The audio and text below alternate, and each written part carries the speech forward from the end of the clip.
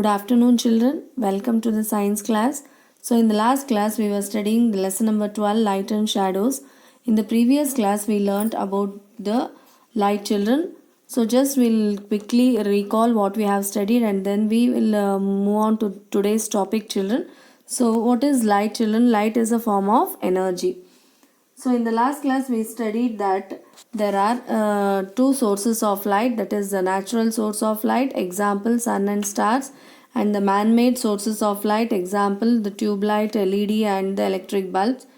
After this we studied that the objects that are surrounding us are being classified into three categories. Those are the translucent objects, transparent objects and opaque objects. So what are transparent objects, children? So the objects through which the light passes through it completely are called as transparent objects. Example, we can take up the water and the glass sheet, and the translucent objects, the objects through which the light passes partially.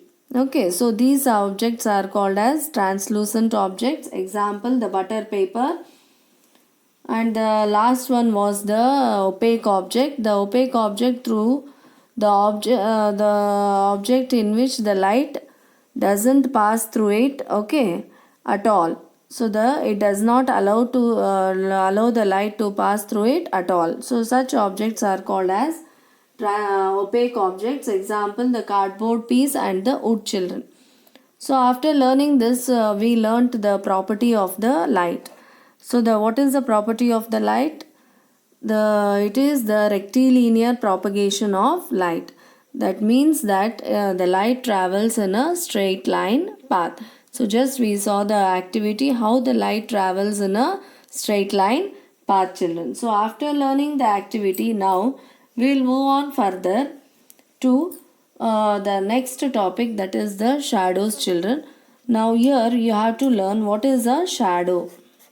Yes, and how the shadow is formed.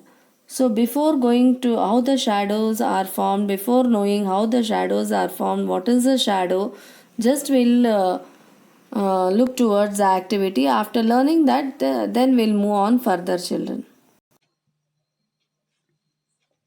So now when they yes, here you can observe there is an obstruction in the path of the light. Here you can observe the path of the light falls on this object, children. Okay, so now when it falls on this, you can see that yes, this is a opaque object. Which object is this? Opaque object. Yesterday in the last class we studied that the opaque object does not allow the light to pass through it. Okay, it does not allow the light to pass through it.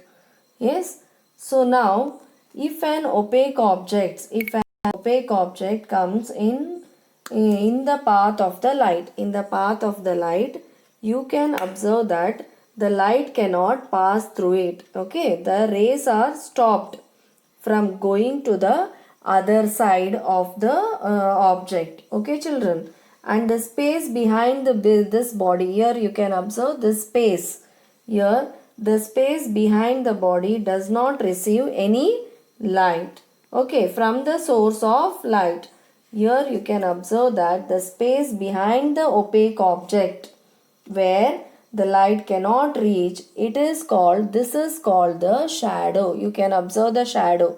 Yes, you can observe the shadow of the opaque object. Understood? So when an opaque object comes in the path of a light, you can observe that this opaque object does not allow the light to pass through it, and the space behind the object that what we are able to see is, so this space where the light is not reached, okay, this is called a shadow. And we can observe that the shadow is dark in color. Yes, dark in color. Here you can observe the object is yellow in color, but the shadow formed is dark in color. Understood? So the shadows are formed. How the shadows are formed, children? The shadows are formed when light is stopped. The light rays are stopped by an opaque object, or any by a opaque object. Here, yes, I wanted to clear you now. Now I told you I have kept the opaque object, so the shadow is formed. Okay. So now if there is a transparent object here in the path of the ray of the light, yes, if there is a transparent object, we cannot see any shadow. The shadow will not be formed, children. Understood? And if there is a translucent glass in the path of the light, you can see a faint shadow, that is a light shadow is formed. Understood? Yes. So when there is a opaque object, as it doesn't receive as it does not allow the light to pass through it, we can observe the shadow very clearly, children.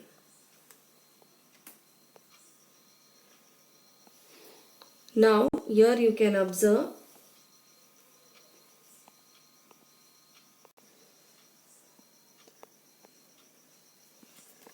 yes. Now there is a source of light, children. Yes. Now here I have this is the opaque object. Here you can observe this is the piece of paper. Just I have folded it and I have kept in front of the source of light. You can observe that a shadow is formed. As it is an opaque object, here at the back you can observe there is a shadow formed. Now to observe the shadow, now what here I have kept a screen. This is called a screen, okay, where the shadows are formed on the screen. So now as we can observe that as the object is kept, we can observe that a shadow is formed on the screen. Now if I take the comb, children, you can observe the shadow is formed. And you can observe the spaces between the bristles there, between the blades of the comb. You can observe that the shadow is not formed there. Yes. So from this we can observe that we can come to know that on the opaque object, as the opaque object comes in between the path of the light, a shadow is formed, children. And the spaces between there, you can observe the spaces there also, the shadow is not formed. So from this we came to know that the shadow is formed when a opaque object comes in between the path of the light, children. So now to form a shadow, we need three essential materials. Yes.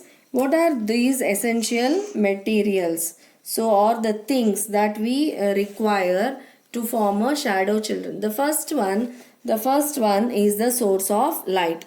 So this is the source of light. Yes, the source of light. The second material is the opaque object. Yes, and the third one is the screen, children. Yes, the screen, it may be the ground or it may be the wall where the shadow is formed to obtain a shadow. Understood? So which are the three materials required to form a shadow, children? A source of light, an opaque object, and the screen. So these are the three essential things that are required to form a shadow. Now this just we'll move on to the next activity, children. Yes. Now we'll move on to the next activity to show that light travels in a straight line and it doesn't bend. Okay, and it doesn't bend when any large obstacle is in front of it, children. Now here when we move on to this activity is given in your textbook also. You can do it in your home, children. Okay, see the activity properly. Now what we have taken? We have taken the source of light. Yes, and comb is being taken, and this comb is placed on the it is placed on the table, and cover the table with a cloth, children. Now what we have to do? We have to send a beam of light. Already the beam of light is being sent to the through the comb, children. Yes, so here you can observe the shadow is formed. Can you see? The shadow is formed, children. So why does every tooth cast a shadow? Yes, every tooth of the comb cast a shadow, children. Why? Because you can observe that as as the light falls on this object, we know that it is a opaque object. As it passes, what happens? The light rays, as it travels in a straight line, the direction of the light is how it is, it moves along a straight line. And when an opaque object blocks the path of the light, you can observe the shadow is formed on the cloth. You can observe the shadow formed on the cloth. That is the okay. So from this, what we can know that the light cannot bend around the obstacles. The light doesn't bend on the obstacles. So this experiment shows that the light always travels in a straight path and it doesn't bend along the obstacles or the large obstacles, children. Yes, it is not able, we can know that it is not able to bend its path, it okay, around the large obstacles. You can see the shadow clearly on the cloth, children. Yes, so from this we can know that light travels in a straight line. So to yes, as the light travels in a straight line, this experiment shows that is the the blades of this comb, it we can see them clearly on the cloth, children. Okay, children. So this is the to show that light travels in a straight line. Okay, now just we'll move on further, children.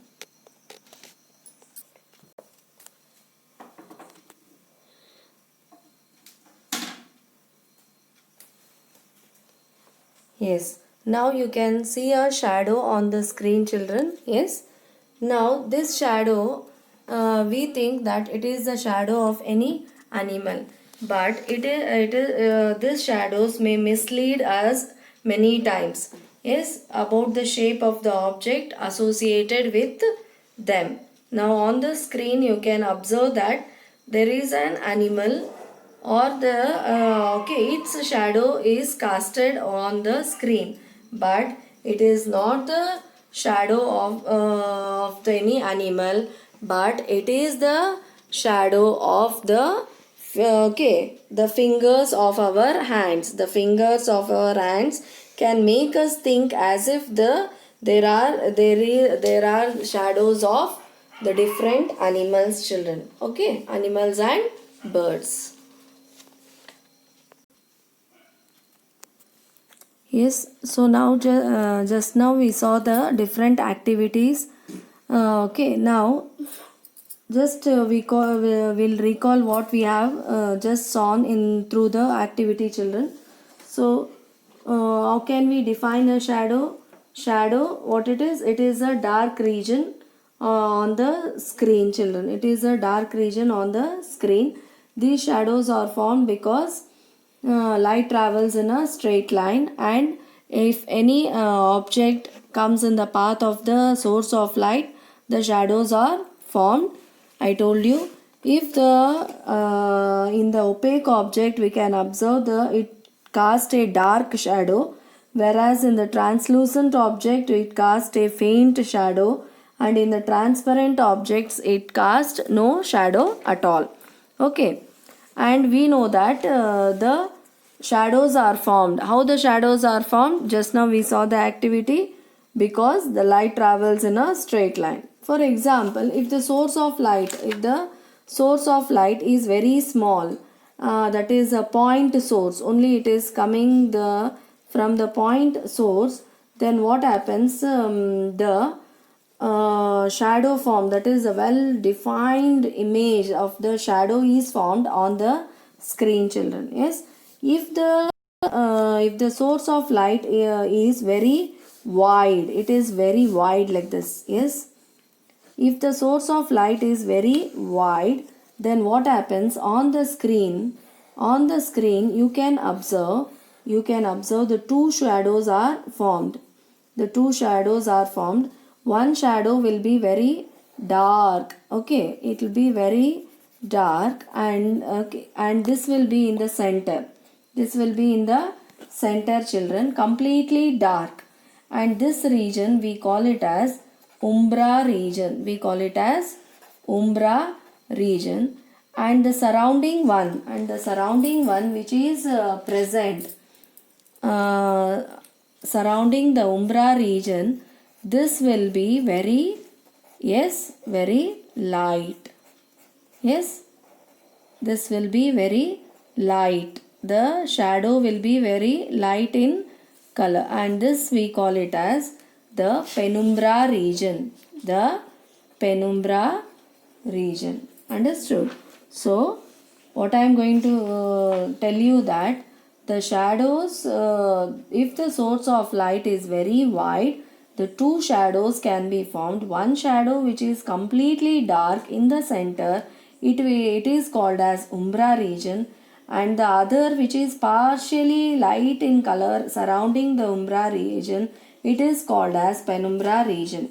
Understood? So the umbra region that is which is dark in color does not receive any light from the source of light, children, whereas the penumbra region will receive a part of it receives the part of light, children. Understood? So these regions you can see in the shadow. Yes. So after learning this, we came to know that to form a shadow, we need a source of light, and the next one we need an opaque object. This you have to keep in your mind, and the screen to obtain a shadow. Yes, these are the three essential basic requirements to form a shadow: a source of light, an opaque object, the screen to obtain a shadow, children. Now we'll move on to the characteristics of the shadow, children.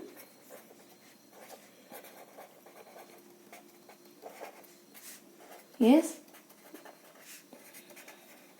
What are the characteristics of the shadow? Now the size of the shadow on the screen, children. Yes, the size of the shadow, it depends on the source of light and the opaque object. Yes, so the size of the shadow of a given opaque object depends on the relative position of the source of light and the opaque object that is acting on an obstacle. This is the first characteristics of the shadow. Now, for example, there is a torch. Okay, that is the source of light, children. Yes, the source of light is present here. Yes, so now you can observe that there is a screen here.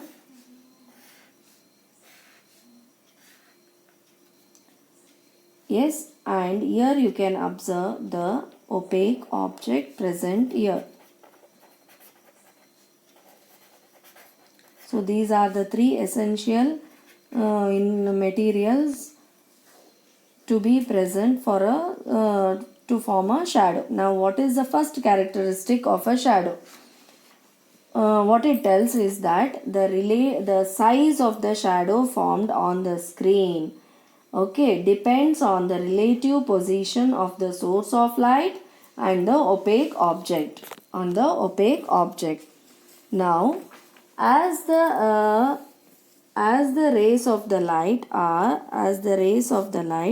falls on the opaque object, here you can observe is the shadow is formed. Yes, the shadow is formed.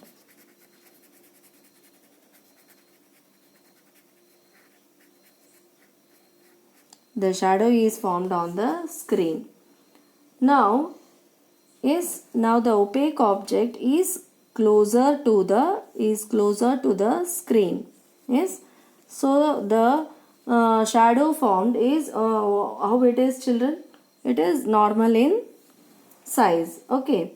Now as the opaque object, just if we move closer to the source of light, if we move closer to the source of light, the position of the opaque object is changed. As we move, what happens? The shadow formed on the screen will be little bigger in size. Okay, the shadow formed will be, what happens? It increases its size. Again, when we move the opaque object closer towards that is far away from the source of light, the shadow will be smaller in size. And again, when we move towards the source of light, the size of the shadow increases. This I am going to show it in the activity. Okay, children, understood? So this is the first characteristic of the shadow. What it tells? The size of the shadow. Yes, depends on the relative position of the source of light and the opaque object that is acting on an obstacle. Understood? If it is far away, if the opaque object is far away from the source of light, the shadow will be smaller in size. And if the opaque object is closer towards the source of light, what happens? The size of the shadow increases. This is the first characteristic. The second characteristic is shadow of an opaque object. Shadow of an opaque object is always black. Irrespective of its color. Now just now we saw that the comb was blue in color, children, but the shadow formed on the screen was black in color.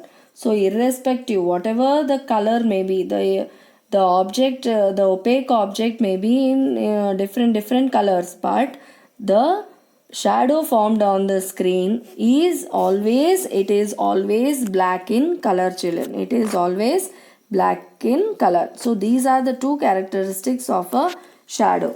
Understood? So the relative position of the opaque object and the source of light depends on the size of the shadow, and the shadow of the opaque object is always black in color. So now as the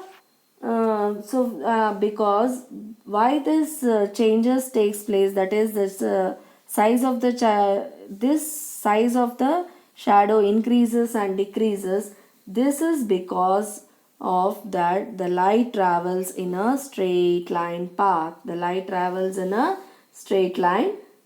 Understood? Yes.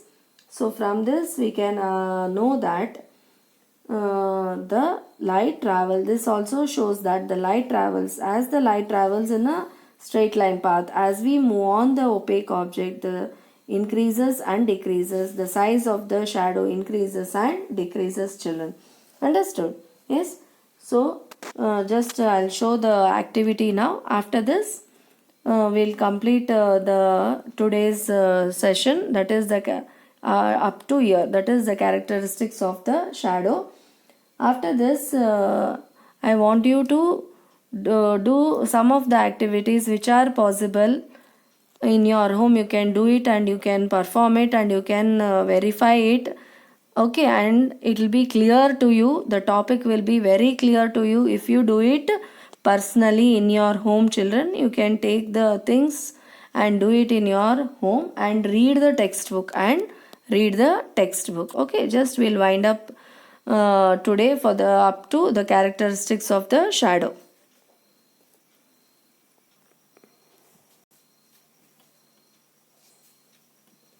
Yes, now you can observe the activity, children. Here you can observe the opaque object is present, and here there is a screen.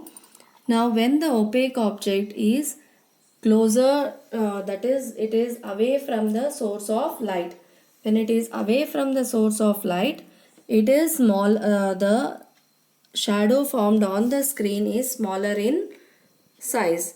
But as I move towards, as the opaque object move towards the source of light, you can observe the shadow of the opaque, the shadow, it goes on increases in size. It increases in size. But okay, as I move to away from the source of light, what happens?